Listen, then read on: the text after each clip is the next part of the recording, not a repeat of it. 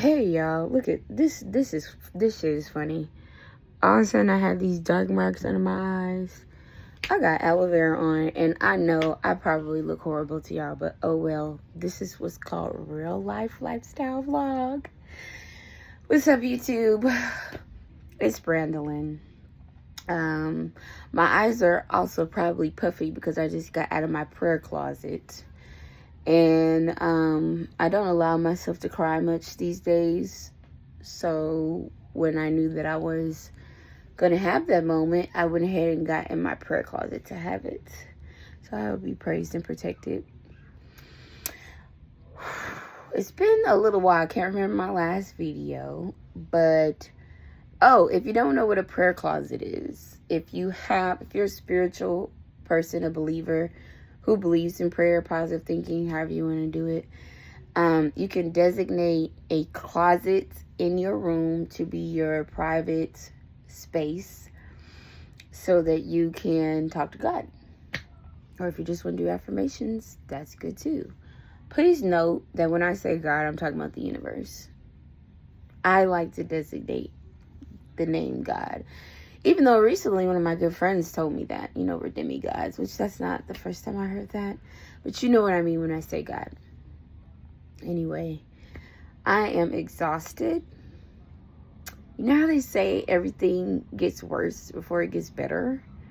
Well, I'm not really a big label person. Like, oh, this is bad or this is good. I don't believe any one person is all good or all bad.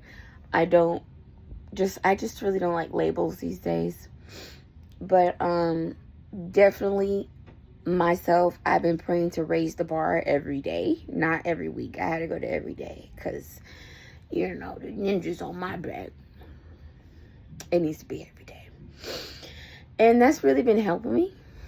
I've been in my prayer closet for 2 or 3 days, and it's made an amazing difference. The things that I've been focusing on, the things that I've been praying about, they have come true already. I get more focused downloads because I don't know if I've ever told you this, but fun fact, I don't like the labels psychic or clairvoyant or anything like that because I feel like as a clairvoyant, you could be dipping and dabbling with negative energies and not know because you're just listening for something. But since I was about 10 years old, I have had a lot of prophetic dreams where I'll have a dream about going somewhere or seeing someone, and then I'll go there in real life. It will take years, but it will happen.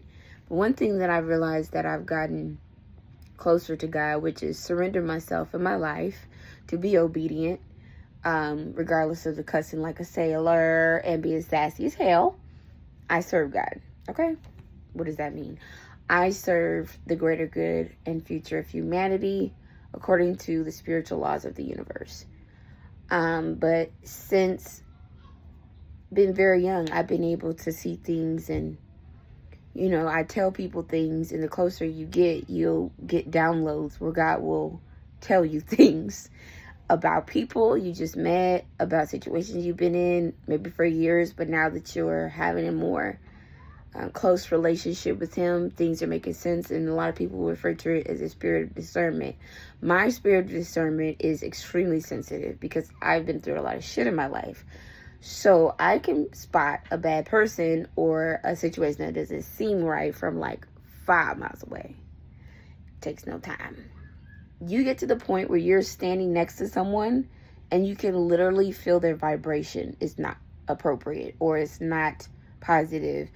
Seriously, looking into people's eyes, I'm a Scorpio. Reread your soul through your eyes. If you're shifty, shaky, weird bodily behavior, I'm gonna be like, I will talk to you and you'll think everything is cool because I'll be very friendly and polite, but as soon as I walk off with my people, I'll be like, that nigga, that ninja is not the one. But anyway, this prayer closet business is serious because I'm praying for a huge paradigm shift, a huge what I call it to Uncle Larry. I told him it's a quantum leap. And when you want to make a quantum leap, before I get into my real topic, you have to prepare yourself physically, mentally, emotionally. God has to prepare you for that opportunity. So you can't just go and ask for riches and shit, and you're not responsible enough to contain your riches. That's what the negative forces do. The devil. He gives you everything. You don't have to do anything for it, and that's why your ass is going to lose it as soon as you don't follow through with his demands, which are normally not good for anybody but yourself. This is another thing I was on in there, you know, how selfish I used to be. I had to make an announcement. I was like a terrible mother. I keep wanting to sugarcoat it and like make it less than what it was, but I was selfish. I was a terrible mother to my daughter. Terrible. When you put drugs, alcohol, and spreading your legs for random men over your kid, that's what's called terrible, Brandy. So I came to that conclusion in my prayer closet as well. In terms of this, also, I decided that I understand my assignment. I'm about to get some books on transcendentalism, but that doesn't mean I don't believe in God. I'm already an alchemist. I'm just not the same, honey, as I was yesterday. But I lost my train of thought. Oh, I know my purpose. If you have not read The Purpose-Driven Life, it's simple. Who are you and why are you here? Do you know why you're here? Because I do. I understand the assignment. I understand the assignment that everything, all the people that are against me right now are nothing but a mirror image of me on drugs. And the universe wants to keep putting these people in my face so I will see, like, this is what you did for 11 years. And he already told me I'm not going to go through this for 11 years. But he's saying, this is what you look like. This is what you look like. This is what you look like. Like, okay, cool. So it was never about the money, because one of my rationalizations about being on drugs was so that I'd be so high so I could work and get a lot of money and get me and my daughter hooped and who where. Excuse the kids in the background. I don't know what they're doing in their room. It's supposed to be sleep. But I understand the assignment. It had nothing to do with money. It had to do about how you felt about yourself. That's the very reason why you got yourself involved with these people, because you felt like you owed somebody something in order for them to love you. You felt like you need to raise the bar up to a certain place in order for them to love you. You felt like you weren't good enough. So you did the drugs, you drank the alcohol, you smoked the weed because it made you feel like you were good enough. And what's the assignment now? To feel good enough without it. And to recognize exactly how vile you were, why you attracted these vile people to begin with. Because, excuse me, to the class, Scorpios go off of vibes. And low-level Scorpios will not research beyond those vibes. So you get these vibes from people.